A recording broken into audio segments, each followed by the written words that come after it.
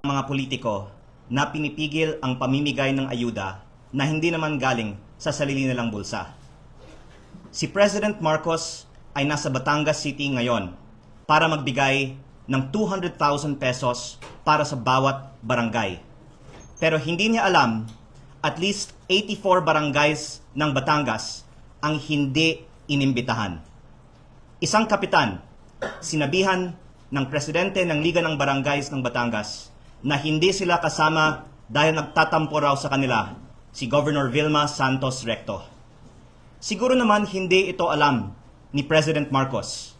Siya ang nasisira dito kasi ang pangako ay galing sa kanya na bawat barangay makikinabang at hindi ito natutupad ngayong araw.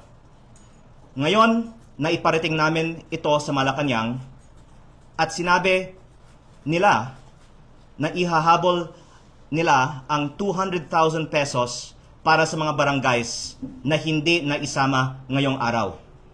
Ako po ay buong galang na nananawagan, President Marcos, na ibigay ninyo ngayong araw ang 200,000 pesos sa mga barangays na hindi inimbitahan sa bigayan ng 200,000 pesos ngayong araw at imbestigahan ninyo ang pamimigay ng ayuda na pinangungunahan ng inyong Executive Secretary Ralph Recto.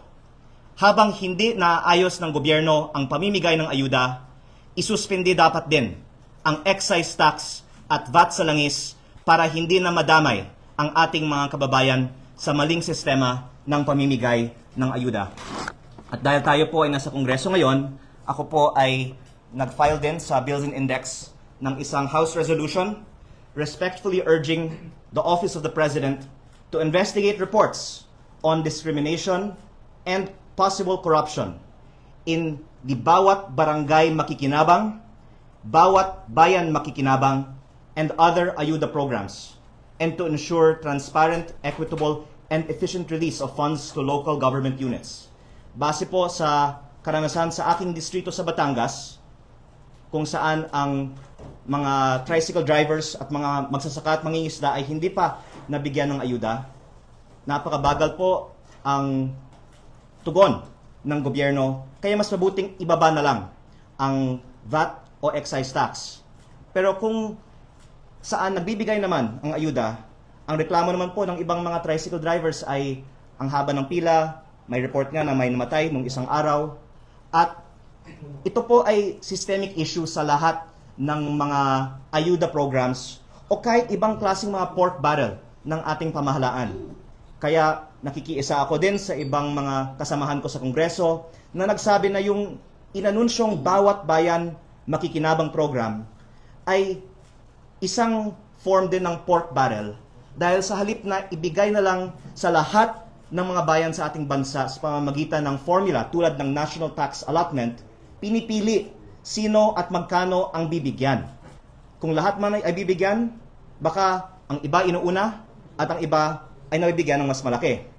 Kaya gusto ko din sanang isa-publiko na lang ng gobyerno magkano ang natatanggap ng bawat municipality, city, and barangay sa ating bansa sa ilalim ng Bawat Bayan Makikinabang program para din tiyakin natin na walang korupsyon sa alokasyon ng pondong ito dahil meron akong isang unconfirmed report sa aking distrito ng isang LGU na inalok ng isang middleman ng pondo sa ilalim ng Local Government Support Fund kapalit ng komisyon.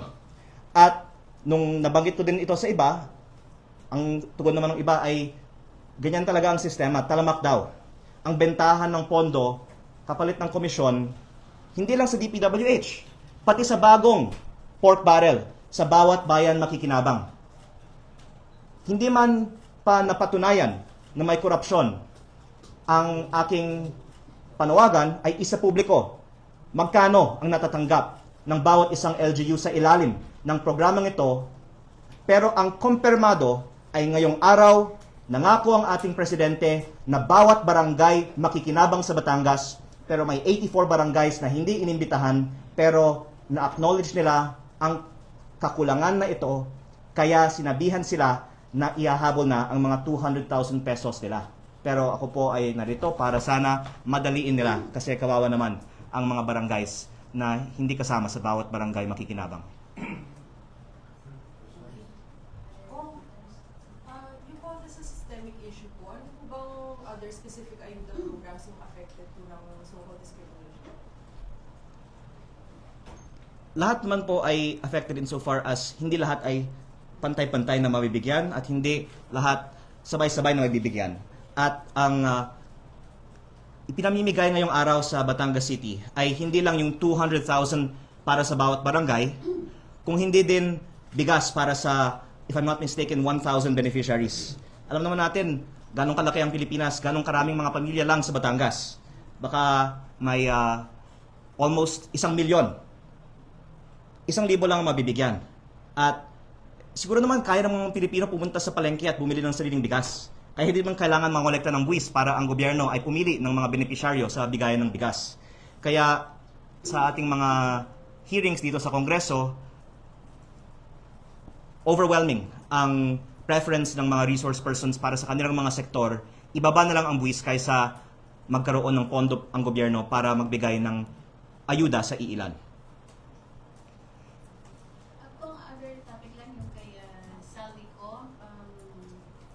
Naniniwala po ba kayo na mapapauwi ng gobyerno natin dito sa Pilipinas si Saldico?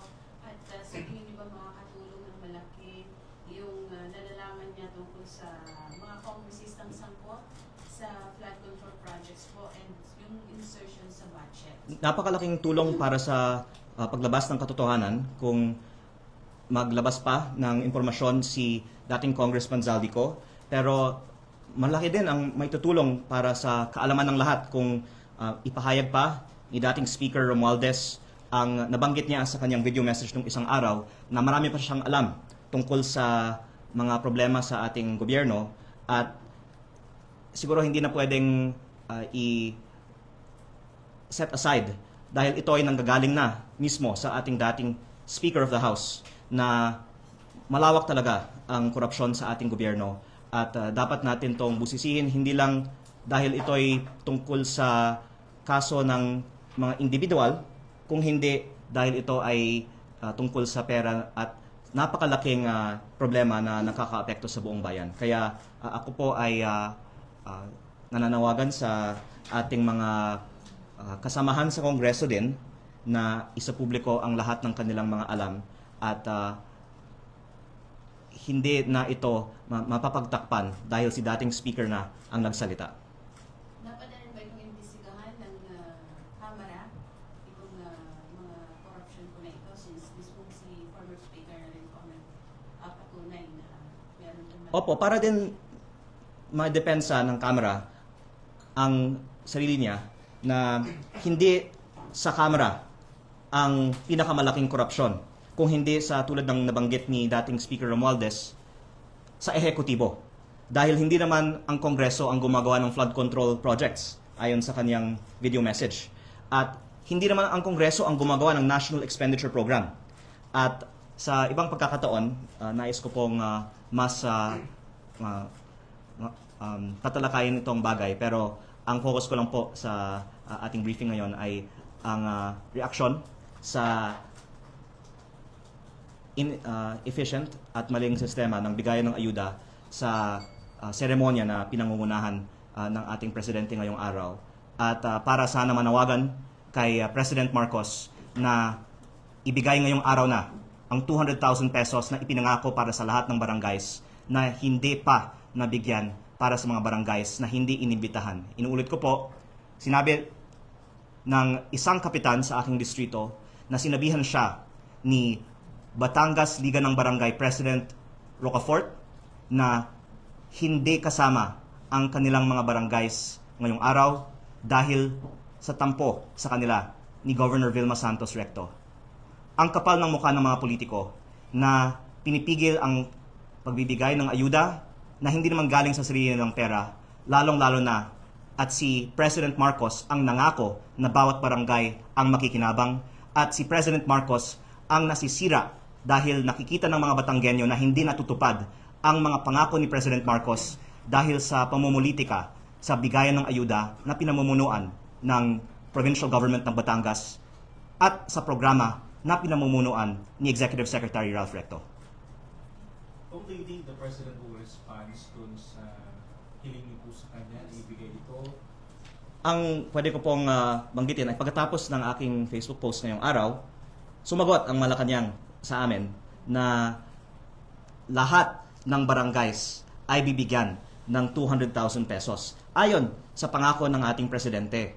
At may isang kapitan sa aking distrito na tinawagan naman ni Liga ng Barangay President ng Batangas, Rocafort, na ABC President ng Lipa, na ihahabol yung 200,000 pesos nila sa second batch. Pero lahat ng ibang barangays sa mga ibang bayan ay inimbitahan ngayong araw. Pero yung barangays na nabanggit ko, 84 sila, ay hindi inimbitahan dahil nga sinabi ni LNB President Rocafort na may tampo sa kanila si Governor Vilma Santos Recto, at sa tingin ko hindi lang sapat na ihahabol yung 200,000 pesos para sa 84 barangays na ito. Ako po ay humihingi ng sagot ng Malacanang para ipaliwanag bakit hindi inimbitahan yung 84 barangays. Kung hindi ba ako humarap sa inyo ngayon at mag-post sa Facebook tungkol dito, hindi na ibibigay yung tulong para sa 84 barangays na ito dahil sa tampo ni Governor Vilma Santos Recto. At kung hindi natin to aayusin ngayon, baka sa buong bansa nangyayari ang ganitong politika sa pamimigay ng ayuda. Kaya ko to inilalabas ngayon para sa lahat ng ibang mga barangay sa ating bansa, makakaasa ang ating mga barangays na hindi makukulayan ng politika ang pamimigay ng ayuda. Kung may iba pang hindi nabigyan ng ayuda ayon sa pangako ng ating presidente, mabuti na mag-post din sila. At sigurado po ako na tutugon naman ang ating pamahalaan pag lumabas na ito. Kung yung mag-84 barangays kasama yung mga nasasakupan ninyo sa inyong... Yun po ay nasa aking distrito lang. Hindi ko alam kung sa ibang mga bayan may mga barangays na hindi din isinama, pero ang alam ko, itong 84 barangays ang na-single out. Bakit daw po nagtampo si... Specific reason. Dahil ang ilang barangay captains na to ay pinatawag ni Governor Vilma ilang beses sa kanyang opisina, at dahil siguro mahalang gasolina ngayon, hindi na sila sumusulpot. Kaya ang tampo ay talagang napakababaw na bagay na kung hindi ka magmano, kung hindi ka magsisipsip sa mga politiko sa lokal na pamahalaan na hindi naman nagagaling sa kanila ang ayuda, ay hindi sila kasama sa bigayan ng ayuda ng presidente. Una, hindi naman ito sarili ng pera. Ito ay buwis ng bayan. Pangalawa, ito ay programa ng national na pamahalaan. Pero nagkataon, ang asawa ng Governor ng Batangas, si Executive Secretary Ralph Recto, ay namumuno sa programang ito. Kaya siguro may hawak din sila sa listahan ng mga iniimbitahan sa bigayan ng ayuda ni President Marcos. Kaya ko po ito nilalabas ngayon. At the very least, siguro naman hindi na mauulit ang diskriminasyon sa bigayan ng ayuda. Kung ano lang ulit po dun sa naniniwala ba kayo na walang kinalaman si former Speaker Martin Romualdez dun sa flood control projects? Actually, inaabangan ko yung affidavit ni former Speaker Romualdez. May kopya na ba kayo?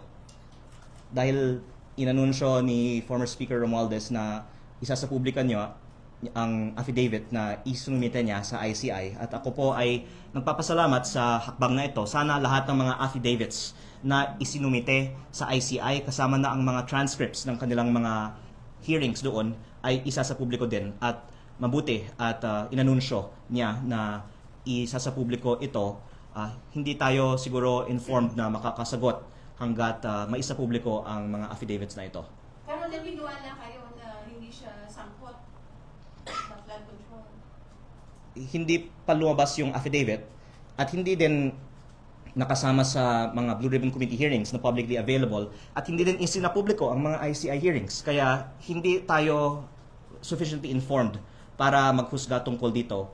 Ang focus natin ay sa proseso at magandang hakbang na voluntaryong isapubliko ng mga may kinalaman sa mga investigasyon na ito ang kanilang mga isinumite ng mga affidavit. Kung, could we get your comment lang po on the lawyers of the former House Speaker Romualdez na po writing to the Office of the Ombudsman seeking to na mag-inhibit nga po yung Ombudsman sa pag-investigate ng involvement niya sa flood control issue po? Hindi ko po nakita yung sulat na yan, kaya hindi po ako makasagot. Pero kung tingin niyo mapapauwi po ng government natin si former Kong Saldi ko, Pinapanood ko lang din yung mga updates sa inyong mga news outlets, kaya wala po akong first-hand knowledge tungkol dito. Pero kahit naman nasa abroad siya, alam niyo may sumbong sa Pangulo website na anonymous nga yung mga nagbibigay ng impormasyon, kaya hindi ko alam bakit ang video message ay hindi sapat para sa kaalaman ng publiko. Kaya kahit nasa Czech Republic siya, sana labas na ng karagdagang impormasyon para sa kaalaman ng publiko.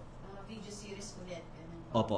Hindi po tama ang sagot na walang halaga ang mga inilalabas na sa labas ng Pilipinas o sa formal na pagdinig.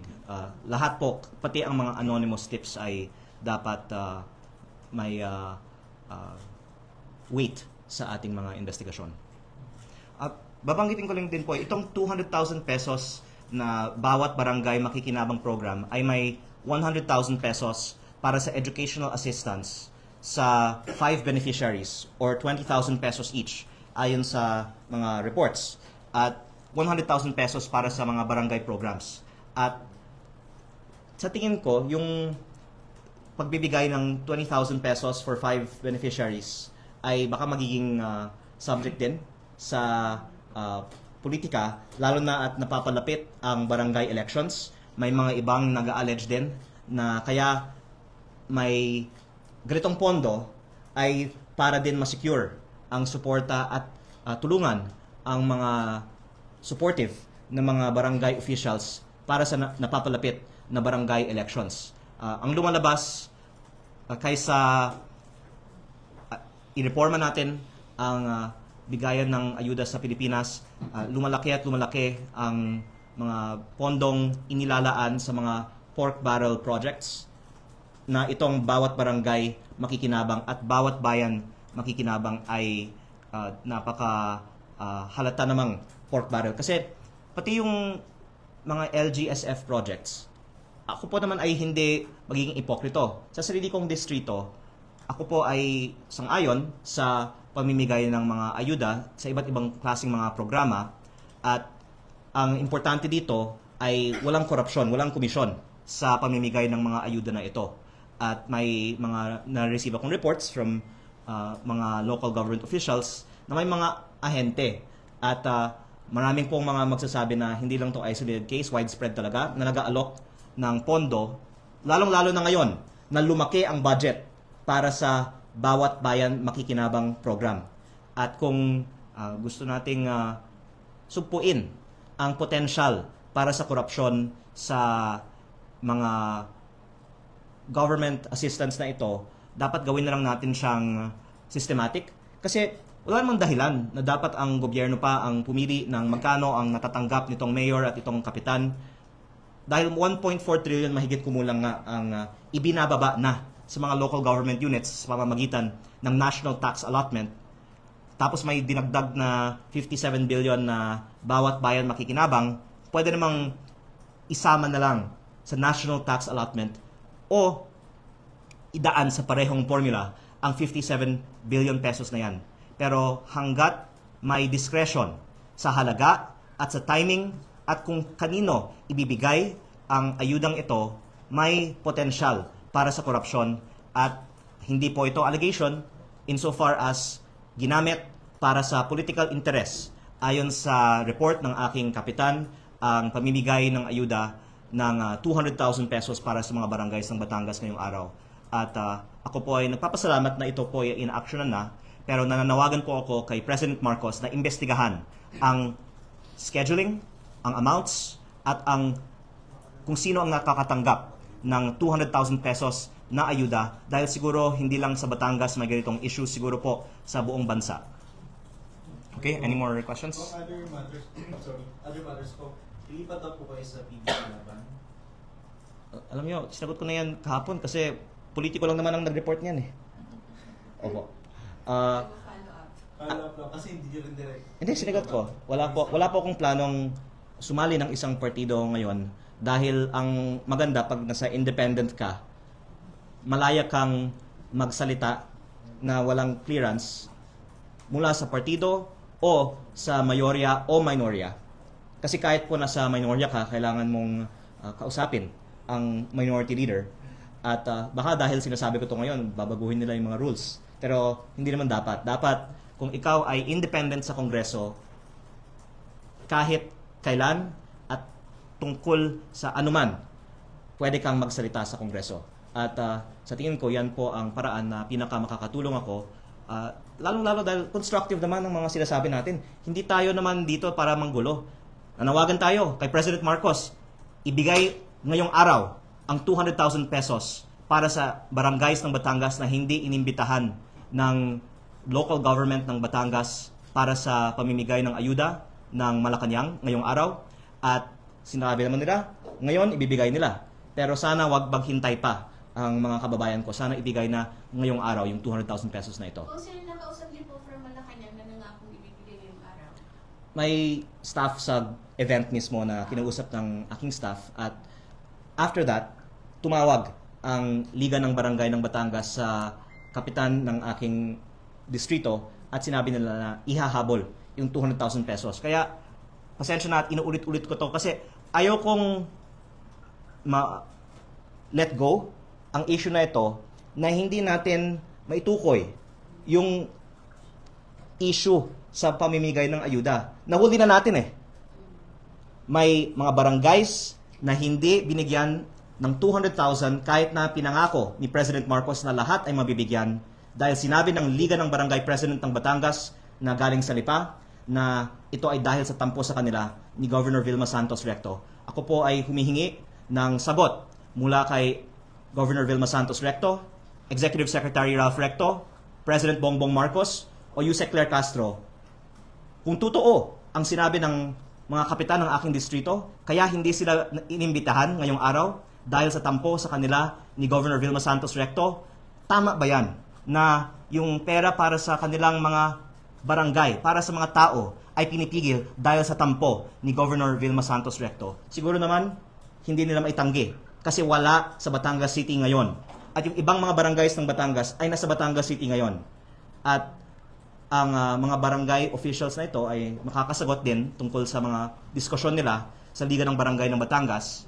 So, for the last time, ayoko lang ma-let go itong isyong ito. Kailangan sagutin ni Governor Vilma Santos Recto at Executive Secretary Ralph Recto bakit hindi inimbitahan ang 84 barangays para sa bigayan ng 200,000 pesos per barangay na hindi naman nanggagaling sa kanila, hindi naman nanggagaling sa provincial government ng Batangas, kung hindi nanggagaling sa programa ng Malacanang para sa bigayan ng ni Presidente ng 200,000 pesos sa bawat barangay makikinabang program ngayong araw.